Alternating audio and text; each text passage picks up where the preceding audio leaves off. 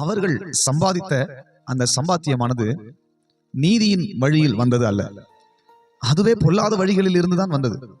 ஆண்டவர் நமக்கு கொடுக்கிற ஆசீர்வாதங்களை, மேன்மையை, உயர்வை பொல்லாத வழியில் அல்ல, நீதியான வழியிலே தருவதற்கு வல்லவராக இருக்கிறார்.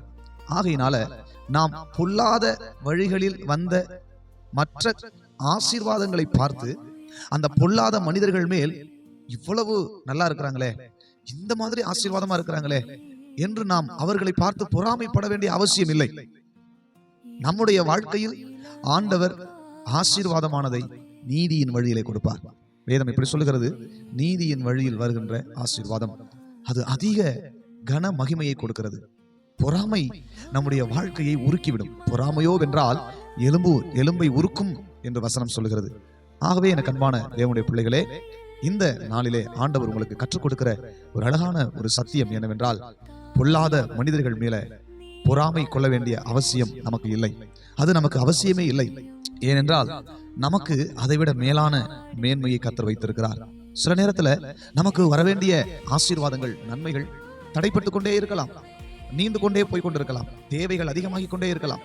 இன்னும் எனக்கு ஆசீர்வாதம் கிடைக்கவில்லையே, மேன்மை கிடைக்கவில்லையே, உயர்வு கிடைக்கவில்லையே, ஏன் எனக்கு இப்படிப்பட்ட பாடுகள், சோதனைகள், வேதனைகள், ரட்சிக்கப்படாத இவங்க நல்லா இருக்கிறாங்களே என்றெல்லாம் நம்முடைய ஆள் மனதுல ஓடிக்கொண்டே இருக்கும்.